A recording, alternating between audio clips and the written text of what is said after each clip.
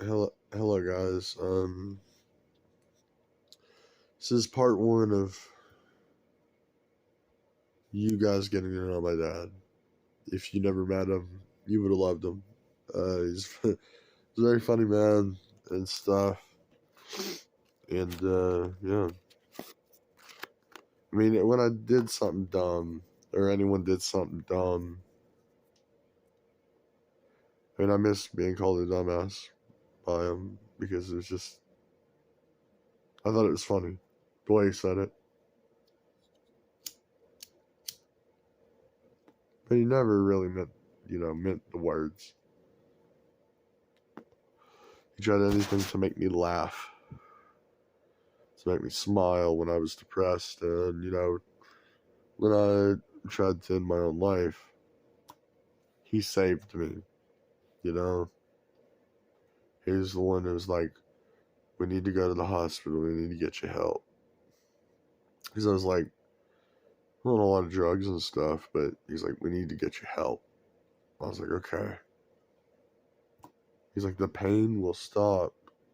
Like it's the pain was in my head, all in my head. By the way, I was just taking stuff to just take stuff, and it got to a point where I could have put people in a bad situation if I died.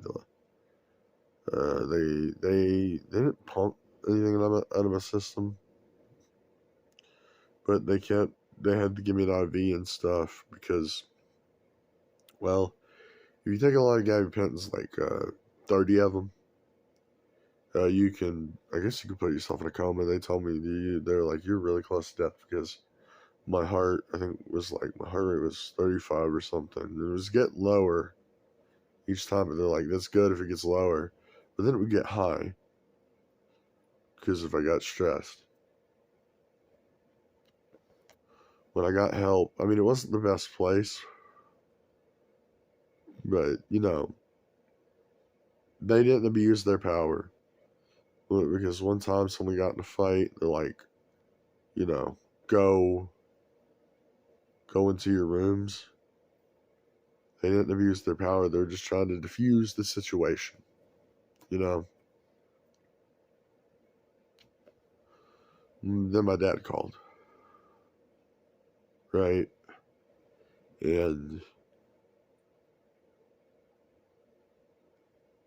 it broke my heart because he told me the news that he was fighting like colon cancer, and he did this for a whole year.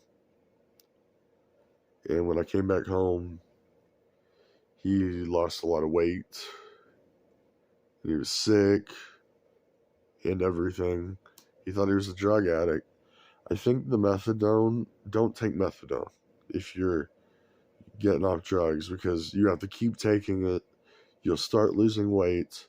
You'll start puking up your food, your drinks. I'm not saying that I believe that, the people who gave him methadone were killing him, but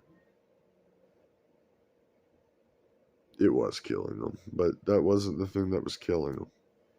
You know, that wasn't the thing that he was, fighting. But he kept fighting it. Each month he would lose weight. Then, he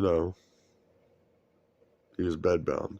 But we're not going to remember him that way. But he did talk to me, and I'll tell you this conversation because we're going to go from the ending to the middle into the beginning. So the conversation goes when he came home he's like, is anyone mad at me? Is anyone angry at me? Is Robert angry at me? He thought everyone was angry at him. And I was like, no, they're worried about you, right? So I was like, okay. He's like, okay. They're not pissed off at me. I was like, no one's pissed off at you. You just you know, they just don't want to believe that, someone that was good to us their whole life has to go.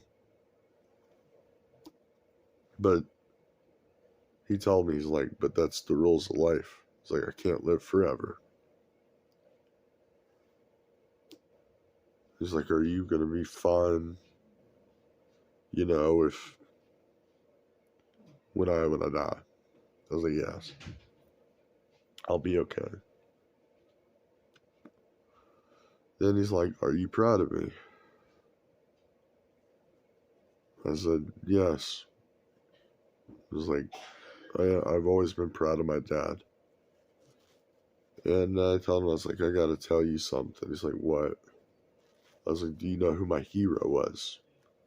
He's like, who was your hero? Was it Robert? I was like, no. I was like, it was you. Like, I looked up to you. I wanted to be like him, just the positive side of him. But yeah, he started to cry. And I told him, I was like, heroes live forever. Even if you die, you live forever. That is the story about the conversation that me and my dad had. Also, some personal stuff that, people should know. You're going to get to know about my dad, and then you're going to get to know about me and my grandma, my brother, my sister. You're going to know about them all. But this is the end of this video. The one thing that stuck with me, that I cherished the most, was that 12-hour conversation. I loved it. It was like it's the most I've talked with my dad. I never talked with my dad much. I was a very silent person, but I regret that. I wish I could talk to him more, and tell him everything. But I was always afraid if I told my dad something like I can't handle the voices in my head or anything, I just thought he wouldn't, he wouldn't accept me. But in the end, I learned my lesson. He accepted me no matter what. And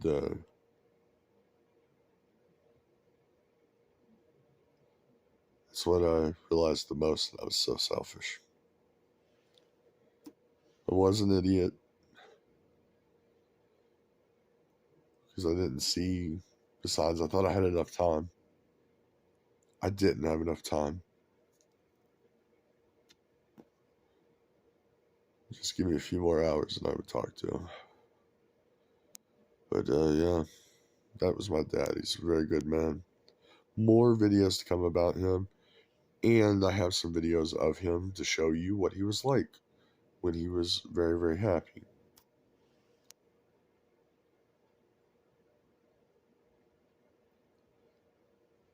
The one thing is that we need to know, the world needs to remember him, not forget. Never forget about the people that you love that have died. Always remember. Cherish the happy moments.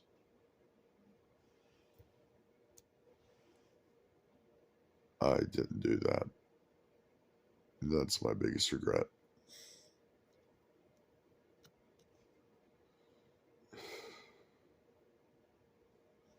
Now, I don't know what to do, but talk about him. Okay, guys. Thank you guys for listening. Peace out. Bye-bye.